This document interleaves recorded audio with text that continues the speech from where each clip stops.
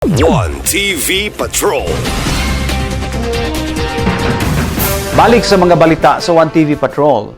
In GCP, misaad nga aksyonan ang power outages nga nakaapekto sa serbisyo sa Muelse 2. Misaad ang National Grid Corporation of the Philippines o NGCP nga magpatuman og konkretong lakang aron masulbad ang nagbalik-balik nga brownout nga nakapekto sa mga konsumidor sa Misamis Occidental 2 Electric Cooperative Incorporated o Muelse 2. Gihimo ang maong pasalig atol sa coordination meeting tali sa mga opisyal sa Muelse 2 o NGCP. Diin gipresentar usab sa grid operator ang mga planong pagpaayo o pag-upgrade sa mga substation nga nagserbisyo sa kooperatiba. Sumala ni Muelse 2 General Manager Engineer Roel Christian M. Agustero, importanteng klaruhon sa NGCP ang tinuod nga hinungdan sa transmission-related outages tungod kay kasagaran ang electric cooperative ang pasanginlan sa publiko.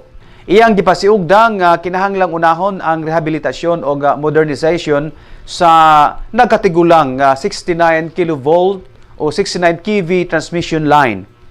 Sa bahin sa NGCP, giingon nga ang ubang interruptions resulta sa pagsulod sa bitin sa linya, mga kilat o pagkahagbong sa mga sanga sa kahoy sa transmission corridors.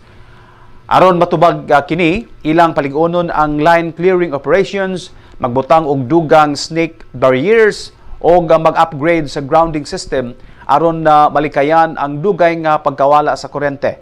Gisgutan usab ang posibilidad sa pag-deploy sa NGCP linemen dinhi sa Misamis Occidental aron mas paspas ang responde sa panahon sa emerhensya kaysa pagkakaroon anaa pa sa Aurora, Zamboanga del Sur ang kadaghanan sa ilang mga personnel. Lakip sa dugayng plano sa NGCP ang pag-ilis sa kahoy nga posting ngadto sa steel structures o pagtaas gitaas unini gikan sa 40 feet ngadto sa 60 feet hangtod sa 65 feet aron mapalig-on og kasaligan nga sistema nga o plano usab ang pag-instalar og real-time monitoring og control equipment sa tulog ka substation sa Muelse 2 subay sa direktiba sa Department of Energy. Human sa meeting, nagpasalamat ang pamunuan sa Muelse 2 sa NGCP sa paghatag og klarong tubag sa mga isyu labi na kay ang kooperatiba mooy kasagaran mabasol sa mga brownout ang gikan di ay sa transmission level nga problema. One TV Patrol.